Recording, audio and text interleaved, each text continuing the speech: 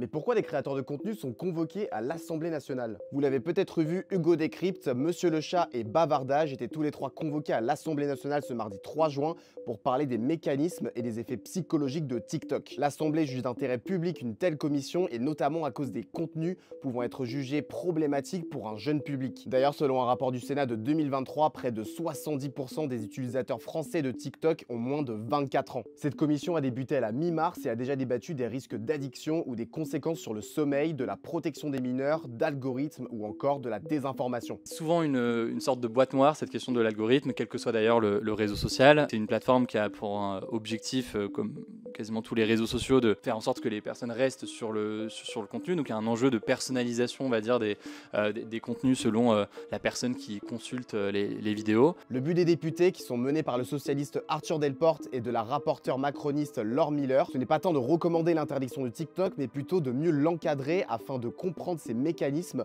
et d'éviter de potentielles dérives déjà observables. J'y vais toujours au ralenti lorsque l'on parle d'interdire pour prévenir, parce que je sais qu'un adolescent à qui on interdit de faire quelque chose, déjà sur internet, trouvera un moyen de le faire. Je suis pas convaincue qu'on apprend à un enfant comment trier l'information, comment l'analyser, en lui interdisant de la regarder. La commission a pointé du doigt des contenus pouvant altérer la vision que les jeunes pouvaient avoir sur certaines thématiques, comme celle de la santé.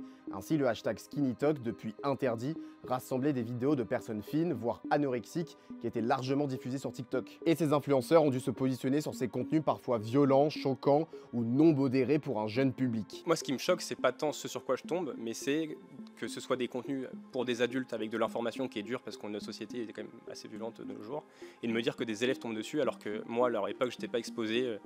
Voilà, je regardais le journal de 20h, c'est tout. La commission mentionne également les effets d'enfermement dans une bulle d'intérêt, de manipulation de certains influenceurs sur leur communauté dans un but lucratif ou bien d'emprise psychologique qui peuvent pousser certaines personnes à des comportements dangereux. TikTok est ainsi poursuivi par près de 11 familles qui lui reprochent une exposition à des contenus pouvant mettre les jeunes au danger, voire les pousser au suicide. D'autres influenceurs, souvent accusés de promouvoir ces effets nocifs dénoncés par cette commission, seront eux convoqués pour une audition le mardi 10 juin. Parmi eux, Adrien Laurent ou Adé Laurent, dont le compte a été suspendu sur demande du gouvernement, ou bien Nasser Sari, connu sous le nom de Nasdas, et Julien et Manon Tanti.